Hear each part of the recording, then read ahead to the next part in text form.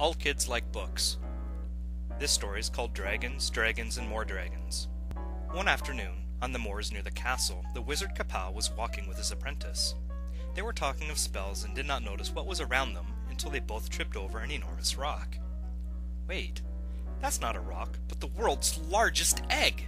It had sunken into the ground, and only the top was visible. They discussed the egg the whole way back to the castle. Wizard Kapow thought it was best to inform the king.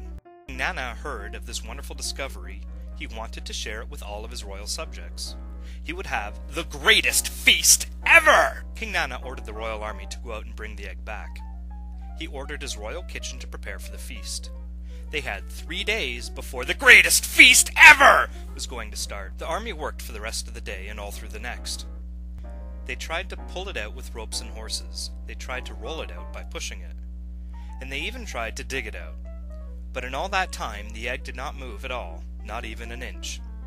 The king was getting worried. He only had 2 days before the greatest feast ever was to start. He begged his royal wizard Kapow to use his magic to help.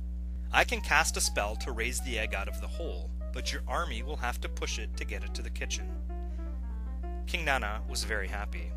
The spell was cast, the army pushed, things were going smoothly. Smoothly until they reached the doors of the royal kitchen. It did not matter which way they turned the egg, it would not fit through the doors. Once again, King Nana was getting worried. The royal carpenter was asked to come and make the doors bigger. He worked for the rest of the day and all through the night, and finished with 1 day to go before the greatest feast ever! King Nana was happy. Everything would be ready in time for his feast. That is, until the egg would not fit in the largest pot in the kitchen. When King Nana heard this news, he started to cry. His royal subjects, his friends, nobody would get to have the greatest feast ever! Fear not, King Nana. I have a plan, said Wizard Kapow, and called for the royal blacksmith. When the blacksmith arrived and saw the problem, he went right to work. For the rest of the day, and all through the night, he worked. He worked harder than he ever had before. When he was done, he had created the world's biggest pot. There was only hours left before the greatest feast ever was supposed to start. The royal cook got to work in the royal kitchen with the new royal pot. King Nana was happy. The egg would be done in time. The royal subjects started to arrive at the greatest feast ever! They were all sitting down in the royal ballroom with King Nana. They sat, and they sat, and then they sat some more. As they sat, they got hungrier, and hungrier, and hungrier. Nothing in the royal kitchen was going right. The egg was getting hotter and hotter, but it would not boil. It started to rock and hiss. Suddenly, the egg exploded. All the royal subjects could hear yelling and screaming. To go and check on the royal cook in the royal kitchen.